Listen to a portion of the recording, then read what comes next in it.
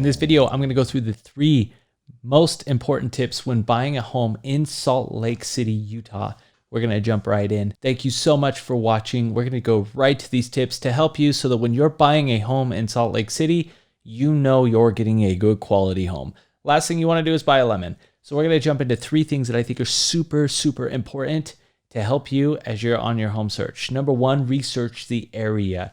There are pockets in all throughout Salt Lake City where some areas are very desirable and some areas are not. There's high crime, there's low crime, and it really depends on the area that you're looking in on whether or not you're going to be overpaying for a house or if the house is ever going to appreciate in value or just stay consistent.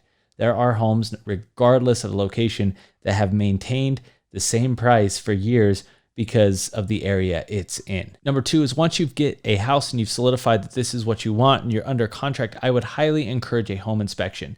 You see, a lot of homes in Salt Lake County average from about the 1900s to early 90s, and they have years on them. I mean, they're old. In some cases, they're older than your grandma. Making sure that you have done a thorough inspection will solidify that you're buying the right home for you and avoiding potential problems in the future. Third thing I would really look into is your proximity to your location that you go to most frequently.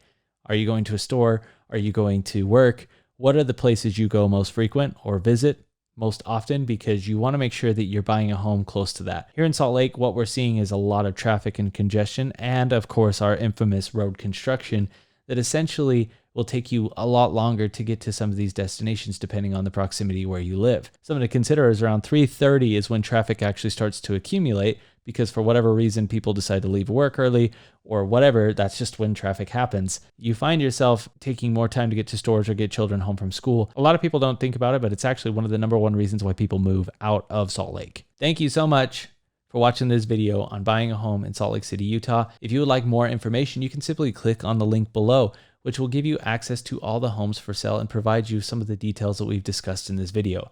Thank you so much for watching and have a wonderful day.